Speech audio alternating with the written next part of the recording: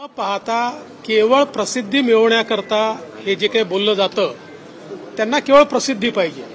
पोलिसांनी स्पष्ट केलं, ॲडिशनल पोलीस कुमक तिथे आलेली आहे, ॲडिशनल पोलीस कॉन्स्टेबल त्या ठिकाणी आले आहेत, त्यांना काय जमिनीवर झोपवायचं? त्यांच्याकरता आणलेले कॉट आहेत, पण काही लोकांना हाव असल्यामुळे ते कोणी म्हणते एन्काउंटर होणार, कोणी म्हणतं अजून काय होणार, ही प्रसिद्धीची हाव आहे, बाकी काहीच नाही आहे। मंत्रालयातली गर्दी कमी करण्यापेक्षा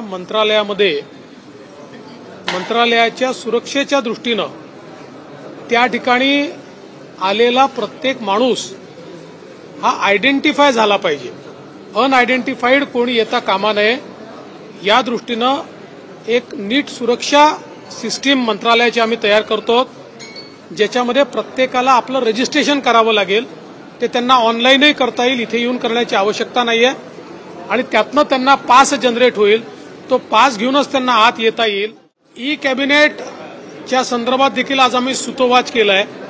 आता राज्यामध्ये ई फायलिंग आपण स्वीकारलेलं आहे, आपल्या फाईल्सची मुवमेंट ही आता डिजिटल पद्धतीने, इलेक्ट्रॉनिक पद्धतीने त्या ठिकाणी होते, आणि म्हणून आयटीच्या जगामध्ये आता कॅबिनेटच्या फाईल्सची मुवमेंटही ई पद्धतीनं व्हावी, याकरता ई कॅबिनेट आम्ही स्वीकारतो।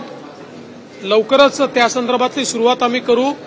सुरुवातीला जोपर्यंत मंत्र्यांना त्याची सवय होत नाही तोपर्यंत काही काळ ई कॅबिनेट सोबत पेपर कॅबिनेट देखील राहील, पण हळूहळू पेपर कॅबिनेट पूर्णपणे बंद होईल आणि ई कॅबिनेटच आम्ही स्वीकारू। सुरेश धस यांनी मला तशा प्रकारचं एक निवेदन दिलेलं आहे। मी माननीय उज्ज्वल निकमजी यांना फोन करून विनंती केलेली आहे। त्यांनी मला सांगितलंय की मला 1-2 दिवस द्या, कारण माझ्याकडे ज्या केसेस आहेत त्या केसेसचा मला एकदा नीट हे करून, पण या केसला अधिक वेळ द्यावा लागणार आहे, त्यानुसार मी निर्णय घेतो। पण मी त्यांना विनंती केलेली आहे, मला असं वाटतं त्यांनी जर होकार दिला तर निश्चितपणे त्यांची अपॉइंटमेंट आम्ही करू।